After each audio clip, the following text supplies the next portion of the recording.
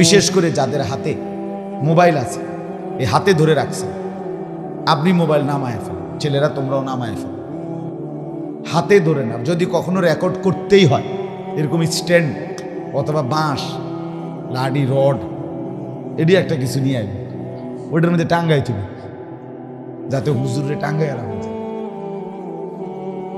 বুঝলেন? মানে এটা ধরে রাখলে হাতে, এটা আমার অভিজ্ঞতা, তার যেটা না, এটা যদি এভাবে কেউ ধরে রাখে, তার নজর থাকে এটার মধ্যে, আলেমের দিকে না। এতে করে দিল বদলায়। মোবাইলে জমছে ভাইয়া, মোবাইলে জমবে ওয়াজ, পরে কি হবো, কালকে যখন তুমি দেখবা মোবাইলটা দিয়ে পুরা আওয়াজ ক্লিয়ার না, জিরজিরা পুরা উঠছে না, ভালো মতো দু এ টিপ দিছে ডিলেট, তাতে কিত্তা তুমি এই মেহনতটা করলে 1 ঘন্টা, কথা বলেন না? মানে তুমি যে পরে যখন ভাল লাগে না, তখন এক টিপ দিলেই এটা কি হয়ে যায়, তো লাভ হলো কি আমার, আমি কোনো লাভ হলো?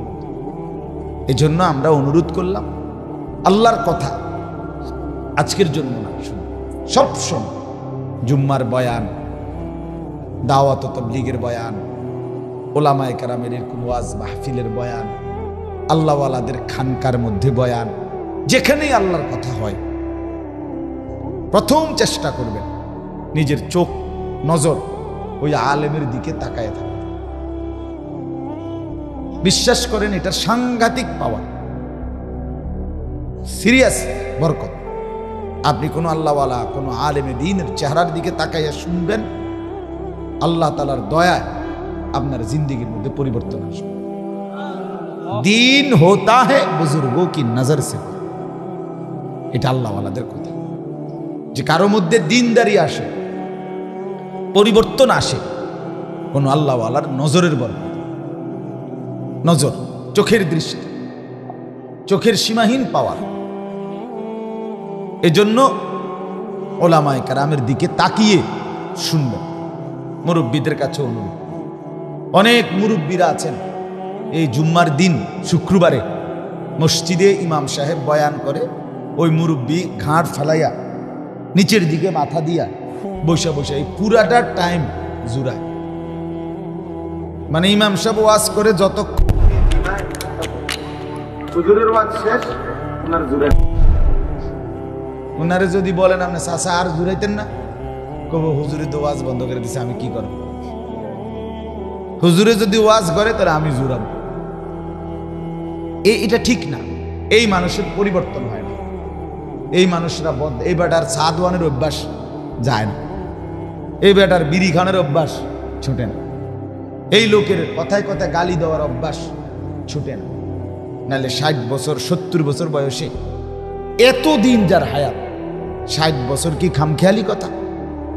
60 বছর পরেও আপনি এখনো চা দোকানে বসে টেলিভিশন দেখেন, নাচ গান দেখেন, নর্তকীর ছবি দেখেন। আস্তাগফিরুল্লাহ চাচা, আপনার লজ্জা শরম আসবে কোন দিন? আপনি মরবেন কোন দিন বলেন না? বিবেক কি বলে? এই লোকটা কেমন বেশরম, কেমন বেহায়া লোক। 60 বছরও কলজাটা আখেরাতের ভয় আসলো না? কবরের কথা মনে পড়লো না? আপনি 60 বছরে কত লাশ, কত জানাজা, কত মানুষের দাফন দেখলেন। 60 বছরে কি একটা লোক 2টা জানাজা পড়ছে? তাহলে কত জানাজা পড়ছে, কত মানুষের মৃত্যু দেখছে।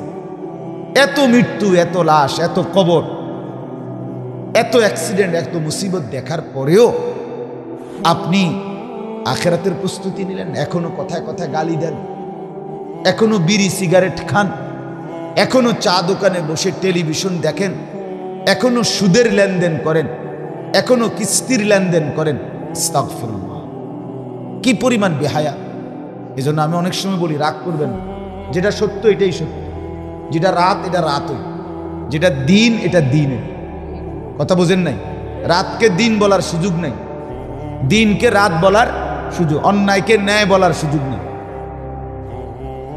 তাইলে আপনি, আমার দিল বলে যে এই মুরব্বী 60 বছর 50 70 বছর এখনো সুদ খায়, কিস্তি নেয়, টেলিভিশন দেখে, নাচ গান দেখে, এখনো বিড়ি সিগারেট খায়, এবার আর কলজাটা পাথর কলজা। পাথর এত শক্ত না, কারণ এই যে 60 বছরে তার কলজাইটা পাথর হইয়া এটা টাইলস লাগাইছে, এইটা তার কোনো ফানিও ঢোকে না এটার ভিতরে, এরকম পাথর দিল মানুষ, নাই তো বদলাবে না কেন?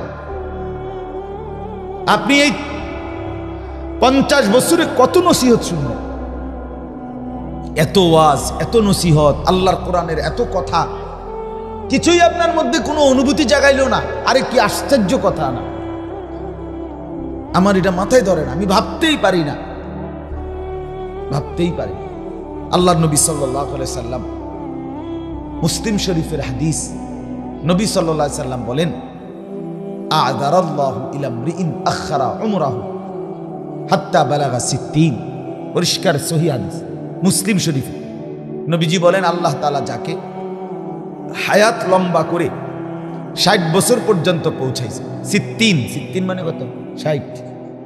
60 বছর পর্যন্ত যাকে আল্লাহ দীর্ঘ হায়াত দিয়ে, আখারা উমরাহু, তার হায়াত লম্বা করে, হাত্তা বালাগা 60 পর্যন্ত পৌঁছছে, সরাসরি নবী বলেন, এরপরেও যেই বুড়া চাচা 60 বছরের নিজেকে জাহান্নাম থেকে বাঁচাইতে পারলো না, নেক কাজ করতে পারলো না, নিজের জীবনটা সুন্দর করতে পারলো না, খোদার কসম আল্লাহর নবী বলেন, এই লোকটাকে হাসরের ময়দানে দাঁড় করিয়ে আল্লাহ তাআলা 1 সেকেন্ড কোনো প্রশ্নও করবে না, কিছু বলার সুযোগও দিবে না, খাড় করাইয়ে ফিটাল, ফেরেশতারে দাঁড় করাইয়ে বলবে ফেরেশতারে যে সাসারে ফিট, হ্যাঁ বুড়া মিয়ারে শুধু ফিট, আড্ডিয়ে উড্ডিয়ে একদম বাইঙ্গেল ফিট। কেন? 60 বছর হায়াত পাওয়ার পরে কত রোদ, কত বৃষ্টি, কত আলো, কত অন্ধকার, কত কিছু দেখলো জীবনে, এরপরও যে গুনাহ ছাড়তে পারলো না, এই লোক পাষাণ লোক, এই লোক নির্মম, এই লোক শক্ত হারামি, এই লোক সীমাহীন পাপী, সীমা লঙ্ঘনকারী, গাদ্দার। এই জন্য অনুরোধ করছি, যে কয়জন মুরব্বী চাচা আছেন, আপনাদের এই শেষ হায়াত খামখেয়ালি করবেন। এত লম্বা হায়াত পরে আপনি যদি জাহান্নামী হন, আল্লাহ না করুক, আপনি যদি নেক আমল করতে না পারেন, তাহলে আপনার আফসুস ছাড়া, বদনসিব ছাড়া, মন্দ কপাল ছাড়া আর কিছু। জিন্দেগির হিসাব কি? শেষ বয়সের কাজ কি? কোরআনে আছে শেষ বয়সের কাজ কি কি আল্লাহ তাআলা শিখাইছে। শেষ বয়সের কাজ হলো আল্লাহর কাছে চাওয়া, রব্বি আউজি'নি আন আশকুরা নি'মাতাকাল্লাতী আন'আমতা আলাইয়া ওয়া আলা ওয়ালিদাইয়া। 40 বছরের পরেই আল্লাহ কোরআনে বলছে, ওয়ালাম্মা বালাগা আশুদ্দাহু ওয়া বালাগা 40 সানা। 40 বছরের পরেই একজন মুমিনের করণীয় হলো আল্লাহর কাছে এই জিনিসগুলো চাওয়া। কি? 1 নাম্বার, আল্লাহ এই পর্যন্ত হায়াতে আপনি আমার উপরে এবং আমার মা বাবার উপরে যত নিয়ামত দিয়েছেন, এখন থেকে বাকিটা হায়াত আমাকে সেই নিয়ামতগুলোর শুকর আদায়ের তৌফিক। এই হলো 1 নাম্বার আল্লাহর কাছে চাওয়া। 2 নাম্বার, ওয়া আন আ'মালা সালিহান তারদা।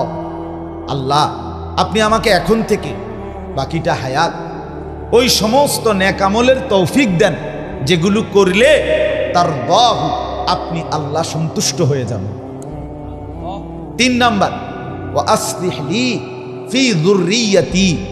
এই পর্যন্ত আপনি আমাকে সন্তানাদি, আমারে ছেলে মেয়ে যে কয়জন দিছেন, আমার এই স্ত্রী সন্তানদেরকে ইসলাহ, পরিপূর্ণ সংশোধন, দিনদার, নেককার বানায়। 4 নাম্বার, ইন্নী তুবতু ইলাইকা। আল্লাহ এই পর্যন্ত 40 বছর 50 বছর পিছনের এই হায়াত যা গুনাহ হয়েছে, নাফরমানি করে ফেলছি, আমি সব ছেড়ে দিলাম, আর করব না, ওয়াদা দিলাম, তওবা করছি, আপনি আমার তওবা কবুল করেন। 5 নাম্বার হলো ওয়া ইন্নী মিনাল মুসলিমিন। আল্লাহ আমি ওয়াদা দিচ্ছি, এখন থেকে বাকি হায়াত আমি মুসলমান, আপনার অনুগত বান্দাদের একজন হয়েই থাকবে। এই হলো আল্লাহর দেওয়া শিক্ষা। কি সুন্দর সবক বলেন। এরপরে আর কোনো কথা লাগেনি, আর কোনো ওয়াজ লাগেনি, এই 5টা কথা। এর চাইতে চমৎকার ওয়াজ আর কি হইতে পারে? আল্লাহ উপদেশ দিছে, একজন বয়স্ক লোক 40 বছরের পরেই তার করণীয় আল্লাহর শুকর আদায় করা, নেক আমল করতে থাকা, সন্তানাদির দিন ইমানের জন্য চেষ্টা করা, গুনাহ থেকে তাওবা করা, নিজেকে মুসলমান আল্লাহর অনুগত হিসেবে বাঁচিয়ে রাখা। আমাদের মুরব্বীরা, বয়স্ক মানুষরা বাপ চাচারা কয় শেষ বয়সে কি অবস্থা চাচা কিরছেন এই পর্যন্ত জীবনে মিললা সারা এই 60 বছর, আল্লাহর রহমতে আমনগো দোয়ায় 10-এর দোয়ায় 3 গা ফুট বিদেশ ফেলাইছি হুজুর, আল্লাহর রহমতে 10 জনের দোয়ায় 60টা মাইয়া বিয়ে দিছি। এই লয় হেবটার অর্জন, মানে ওনার 60 বছরের খোলাসা। একখান ঘর করছি, 4টা রুম, ভিতরে 2টা বাথরুম, এই ঘর করছি। ওই শহরে মেইন রোডের লগে কিন্তু জায়গা কিনছি, ব্যাংকে আল্লাহর রহমতে 2-4-5 লাখ টাকা জমাইছি। 1 সেট সোফা বানাইছি, 2টা আলমারি বানাইছি, 3টা খাট বানাইছি, 2 ডজন কাছের ফিলেট কিনছি, নুনের বাড়ি কিনছি 4টা, 4 কাপ কিনছি 1 ডজন। কাহিনী কয় হেবটা, মানে কিচ্ছা কয় হেবটা এডি করছে। আমনে চাচা এই দিনই আপনি হিসাব দিলেন, আপনার 60 বছর লাগাইয়া 70 বছরে বুঝি খাট পালং সোফা ফার্নিচার দালান বিল্ডিং ইট বালু সিমেন্ট ফাঙ্গাস তেলাফিয়া এই দৈন্যতা কাঁচামরিচ, এটি হিসাব বলেন একজন মুসলমান? এই হিসাব হাসি না, আপনি বলেন না ইনসাফ। আপনি অধিকাংশ মুসলমান শুনেন এগুলোই বলে, এগুলোই বলে, এগুলোর হিসাব নেই। এটা তো মূল বিষয়। মূল বিষয় হলো 3টা ছেলে যে আপনার 3 জন নামাজ পড়ে, তো এটা কর। 3 জনে কোরআন শরীফ পড়তে পারেনি, এটা কর। আপনার যে 4টা মেয়ে 4 জন পর্দা করে, তো এটা বলে। আপনার 4টা মেয়ে যেখানে বিয়ে দিছেন ওই বাড়ির মধ্যে পর্দা পশিদা করে, টেলিভিশন নাচ গান নর্তকীর ছবি জিনা ব্যভিচারের দৃশ্য এগুলো দেখে না, এটা বলে। আপনার ঘরের 6 স্ত্রী ছেলে মেয়ে নাতি নাতনি মিলে যে 8-10 জন মানুষ, এরা আল্লাহর কোরআন পড়তে পারে, সবাই ফজরের নামাজ পড়ে, এটা কর।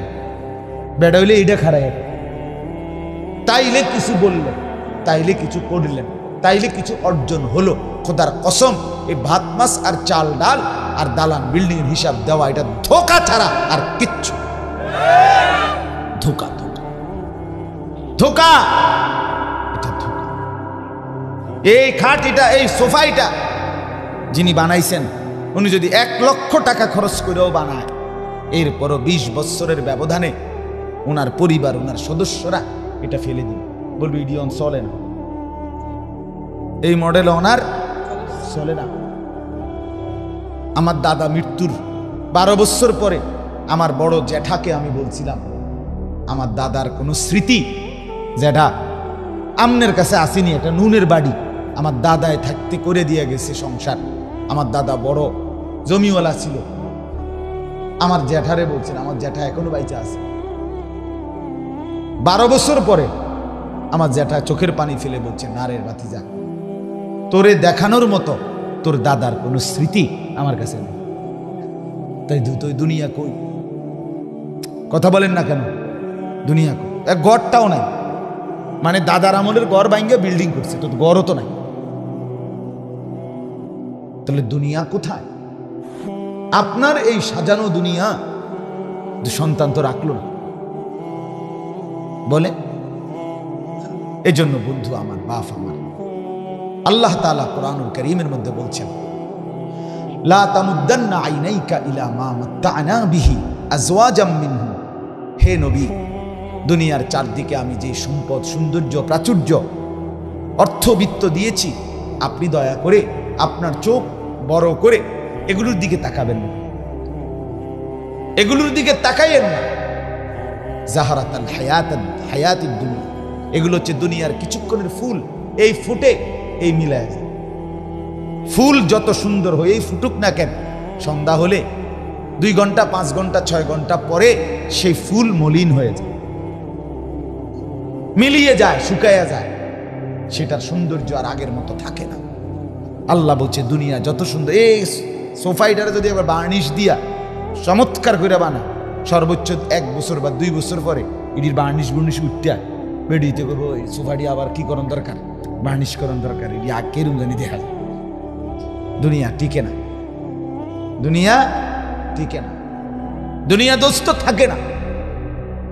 আল্লাহ বলছেন আপনি অতএব দুনিয়ার দিকে নজর দিবেন।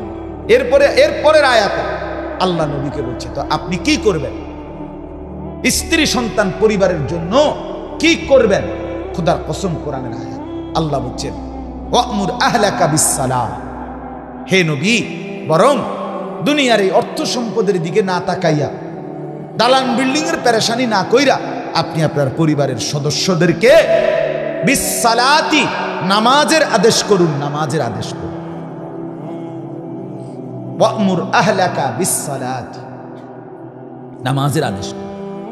ওয়াসতাবির আলাইহা, আপনি নিজেও 5 ওয়াক্ত নামাজের উপরে মজবুত থাকুন। সন্তানকে উঠান, বিবিকে উঠান, নিজেও নামাজের উপরে মজবুত থাকুন। লা নাসআলুকা রিজকা, আপনি এবং আপনার পরিবারের রিজিক, খাদ্য পানীয় দেওয়ার জন্য আল্লাহ বলছে আমি আপনার সাহায্য চাই না। আপনি লাগতো না, আমি পারবো। নাহনু নারযুকুকা, পরিষ্কার আয়াত। আল্লাহ বলেন আমি একাই আপনি এবং আপনার পরিবারের সদস্যদেরকে রিজিক দেব। আরে বাপ, আল্লাহ বলছেন আমি দেব বান্দা, ভাতের ফিকির আমি করব, নামাজের ফিকির তুমি করো। বউ বাচ্চার নামাজের ফিকির বলছে, আমরা উল্টে এলেছি, আমরা এটার টোটাল উল্টে এলেছি, ইউটার্ন করে ফেলছি। আমরা উল্টাইয়া কি বলছি? ভাত মাছ চাল ডাল, দালান বিল্ডিং, ঘর বাড়ি, বিয়া শাদি, বিদেশ, এগুলো হলো আমার দায়িত্ব। বাপ হিসাবে বাবুরে আমার করেন না, আমি করে দিছি, ঘর করে দিছি, বাড়ি করে দিছি, জমি কিনা দিছি, নুনের বাড়িটা পর্যন্ত কিনা দিছি, বাজার সদাই করে দিছি।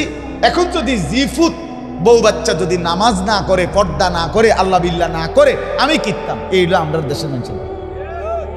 আপনারে বললো কি? আপনি কইলেন কি? আপনারে বললো এগুলোর দিকে তাকাইয়েন না, আপনি নামাজের বন্দিগির ইবাদতের ফিকির করেন। আপনি আল্লাহরে বললেন যে আল্লাহ আপনি বুঝছেন না কথাটা, আমি বুঝছি। তাই তো কি বলেন? আমাদেরকে এই অসভ্যতা কে শিখায়? ইবলিস ছাড়া আর কেউ? শয়তানে এটা শিখাইছে আপনারে। আপনার ছেলেটা নামাজ পড়ে না, আপনার কলিজার ব্যথা নাই।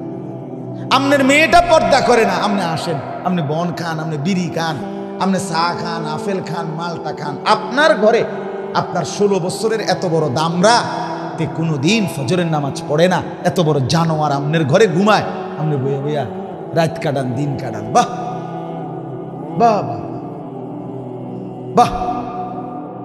আপনার ঘরে আজকে 10 বছর ধরে রঙিন টেলিভিশন চলে, নাচ গান, জিনা ব্যভিচারের দৃশ্য। আমনের বউ বাচ্চা আমনের সোফার মধ্যে বইয়া, চেয়ারের মধ্যে বইয়া বইয়া আপনার ঘরের নাচ গান, উলঙ্গ নাচ গান দেখে, আরে নাফরমান বাপ মা, অভিভাবক, তুমি কেমনে জবাব দিবা বাপ? তোমার ঘরে তোমার টাকায় তোমার বউ বাচ্চা জাহান্নামের দৃশ্য দেখে, অশ্লীল উলঙ্গ ছবি টেলিভিশনে দেখে, আর আপনি ঘুম যান, আপনি রাইতো কাটে, দিনও কাটে, আপনি চেহারা সুরুত দেখলে বোঝা যায় আপনার কোনো টেনশন নাই, আপনি খাইয়ে পুরা ভালো আছেন। আপনি জিন্দিগি মরছেন খানা আর পড়া আর ঘুম যাওয়া কি? নাহলে একজন মুসলমানের কলিজা পাগল হয়ে যাওয়ার কথা, চোখে পানি থাকার কথা, যে হায় আমার কি হবে, আমার বিবি বাচ্চার কি হবে, আমার ছেলেটা নামাজ পড়ে না, আমার মেয়েটা পর্দা করে না, আমার স্ত্রী পর্দা করে না, আমার ঘরের কেউ আল্লাহর কোরআন পড়তে জানে না। আহা, এরপরে তো খোদার কসম ঘুম হারাম হয়ে যাওয়ার কথা, চোখে পানি থাকার কথা। কোরআনে আছে সূরা হুদের মধ্যে হযরত নূহ আলাইহিস সালাম, নূহ নবী 950 বছর কালেমার দাওয়াত দেওয়ার পরেও, 950 বছর বুঝেন মানে 950 টাকা নাকি? 50 টাকা কম 1000? না না, 50 টাকা কম 1000 তো 950 টাকা। আর 950 বছর আর 950 টাকা এক কথা না। আমনের আমার বাপ দাদা 14 গোষ্ঠীর কয়জনের হায়াত একত্র করলে 950 বছর? বলেন মিলান। খামখেয়ালি কথা এটা। 60 বছর করে আপনি মিলান না গড়ে, কতজন লাগবে আপনার বংশ? 70 বছর করে মিলান না।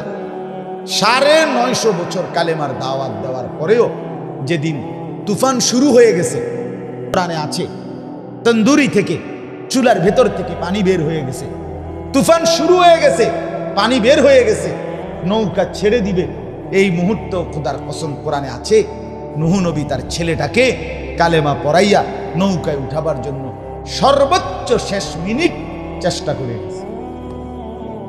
ইয়া বুনাইয়ার কাম্মানা,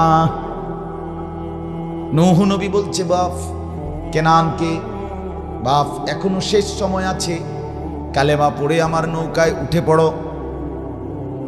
কাফের ছেলেটা বলল না বাবা, উঠবো না।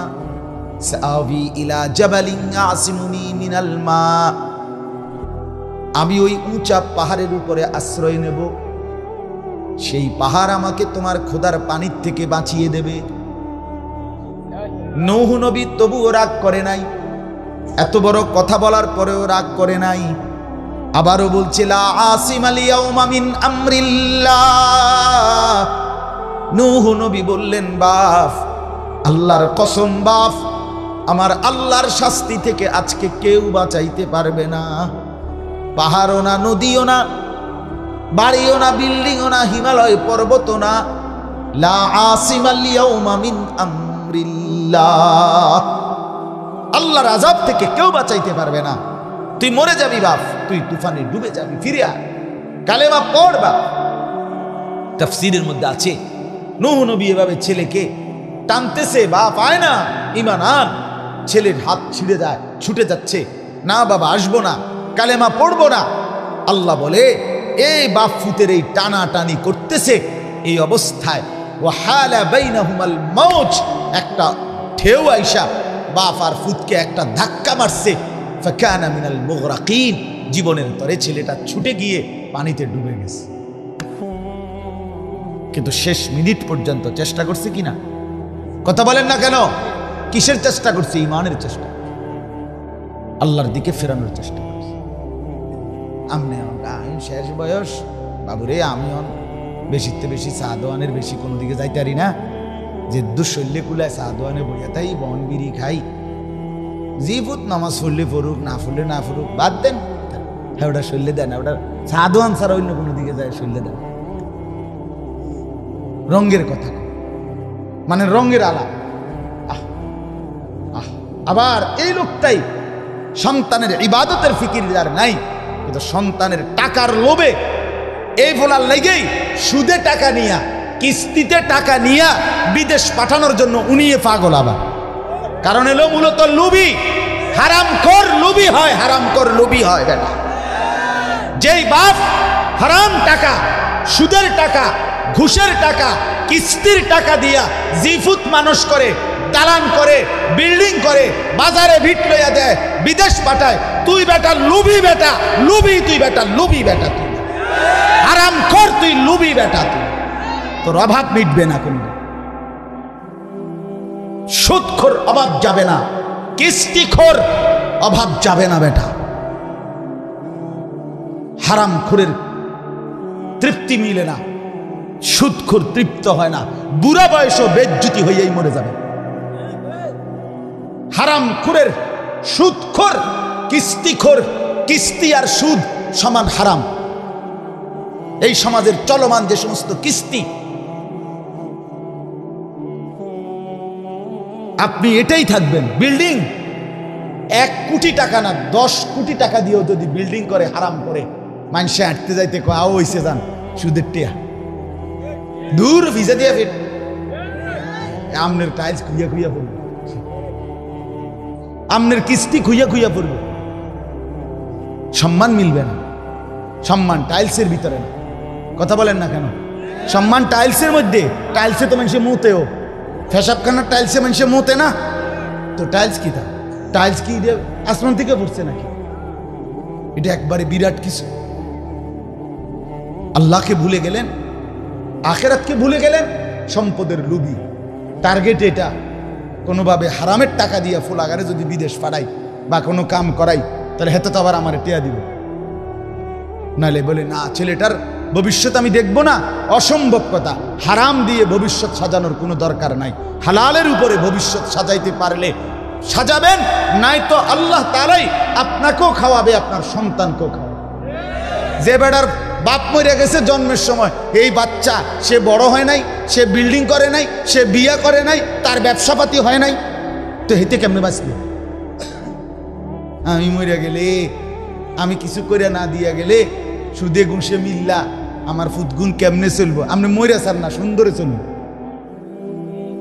কথা বলেন না কেন? আপনি মরে দেখেন, আপনি যেদিন মরবেন সেদিনও আপনার জিফুট ভাত খায়। দুনিয়ার ধোকা। সকালবেলা তো কানছে, ঠিক আছে, জানাজাও দিছে, দাফনও করছে, কানছে, চোখও মুচ্ছে, কিন্তু রাত ঠিকই 9টা 10টার দিকে বইয়া ভাত খায়। ভাত খায়, এ কান দেও ভাতও খায়, খায় না? কথা বলেন না কেন? আরো অন্যান্য আত্মীয় স্বজন পায়, দুগা ভাত বাড়াই এলো, আরে যেই কান্দাটা কাঁদছ শরীরটা দুর্বল হয়ে যাব। হ্যাঁ, লো লো জোর করে যাইতে আরো ফার্মের বুরকা আরো একটু বলেছে, খাও ভাত খাও। তো তাইলে যেই লোকটা কান্দো সে আবার ভাত খায় কেমনি? বুঝা গেল দুনিয়ার ধোকা, দুনিয়ার ধোকা, দুনিয়ার ধোকা। আখেরাত আসল। এজন্য নিজের আখেরাত সাজাবেন। সন্তানকে হারাম দিয়ে মানুষ করার দরকার নাই। স্ত্রীকে, বিবি বাচ্চাকে হারাম উপার্জন দিয়ে, এটা কোনো সেবা না, এটা কোনো উত্তম কাজ না। আমার আল্লাহ আমাকে হালাল ভাবে যতটুকু দিয়েছেন অতটুকুর উপরে এই বিবি বাচ্চা নিয়ে সন্তুষ্ট থাকা, এটা তাদেরও জান্নাত, আপনারও জান্নাত। আল্লাহ আমাদেরকে বুঝার তৌফিক দান করেন, আল্লাহ আমাদেরকে কবুল করেন। আমার বাপ, ভাবতে শিখেন, ফেলে দিয়েন না কথা, শুধু তামাশা মনে করবেন না, শুধু ভাববেন না কথার কথা বলছি, এটা মনে করেন। কয় তো ভালো লাগেই তো কয়, বুঝি তো আমরা লাগেই তো কয়, পারি তো না, মানে আমি 1 ঘন্টা কইলাম, এবার এক কথা শেষ করে দিছি, একের মাটি ঢালাই দিছি, ফানি চুবাইলিছি, পারি তো না, কয় তো বালাই, বুঝি তো আসলে তো দরকার, কিতা করতাম, পারি না, শেষ। এই সমস্ত বাজে কথা বলার সুযোগ আছে আপনার? মানে পারেন না, মানে কি পারেন না? আপনি মানুষ না? আল্লাহর হুকুম মানা, কোরআন মানা, দিন মানা আমার আপনার প্রত্যেকের পক্ষে সম্ভব কিনা? সম্ভব। যদি বলেন সম্ভব না, তাহলে আপনি আগে বলেন আপনি ছাগল কিনা? গরু এবং ছাগল তার জন্য সম্ভব না। যদি আপনি মানুষ হন, আল্লাহর কসম আপনার জন্য দিন মানা সহজ, সম্ভব, সম্ভব, সম্ভব। কাজে আপনি আগে ফয়সালা করেন আপনি মানুষ না ছাগল। এই জন্য তো আমি প্রতিদিন বলি, এই ছেলেরা তোমাদেরকে বলি, বাপ তোমরা যারা ফজরের নামাজ পড়ো না, খোদার 365 দিন, একটা বছর কোনো দিন যার কোনো দিন মনে পড়লো না 365 দিনে ফজরের নামাজ পড়া দরকার, কোনো দিন ফজরের নামাজ পড়লো না, আরে আমার কাছে ভাবতে অবাক লাগে। আমি মাঝে মাঝে চিন্তা করি, বেটা একটা বছরে কোনোদিন ফজরের নামাজ পড়লা না, তুই মানুষের বাচ্চা কিনা? আমার এটাই সন্দেহ হয়, বেটা মুসলমানের বাচ্চা কিনা, তোমার রক্তে কোনো ইসলাম আছে কিনা সন্দেহ হয়, তুমি মার পবিত্র দুধ খাইছো কিনা এটাও সন্দেহ হয়। একজন মুসলমান, আমার পরিচয় আমি মুসলমান, আমি একটা বছর 6টা মাস কোনো দিন ফজরের নামাজ পড়লাম না, আমি মানুষের বাচ্চা হইলাম কেন? কোরআনে আছে, আল্লাহ নবীকে বলছে, বন্ধু মনের ইচ্ছা মতো যে চলে, মনের চাহিদা মতো আল্লাহর হুকুম মেনে চলে না, রসুলকে আল্লাহ শুনাইছে, ইনহুম ইল্লা কাল আনআম, এইটা আর কিছু নয়, আর কিছু নয়, শুধুই জানোয়ার, শুধুই জানোয়ার, শুধুই জানোয়ার। নফি ইস্তেসনা, ইনহুম ইল্লা কাল আনআম, নফি ইস্তেসনার অর্থ তাকিদ, অর্থাৎ আর কিছু নয়, শুধুই কি বলেন? জানো, শুধুই জানো, শুধুই জানো। আল্লাহ বলছে পরিচয়, রসুলকে বলছে, আপনাকে শুনেছি বন্ধু, নবীকে আল্লাহ বলছে, মনের ইচ্ছা মতো যে চলে সে আর কিছু না, শুধুই জানো।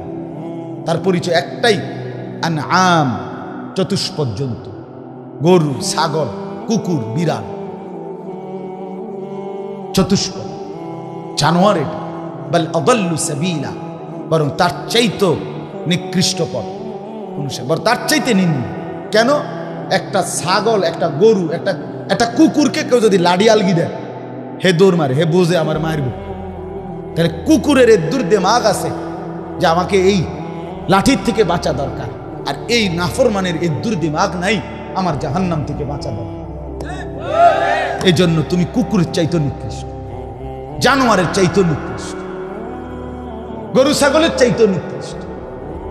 এই জন্য জিন্দিগি দোস্ত, অনুরোধ করছি, আমার কথা আমি লম্বা করছি না, আমার ছেলেরা, তোমরা আমাদের সন্তান, তোমরা আমাদের ছোট ভাই, তোমরা আমাদের যুবক বন্ধু, তোমরা ভাবতে হবে।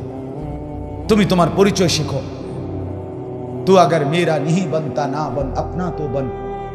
তুমি আমার কোনো উপকার যদি না করো, কইরো না, নিজের বরবাদ করো।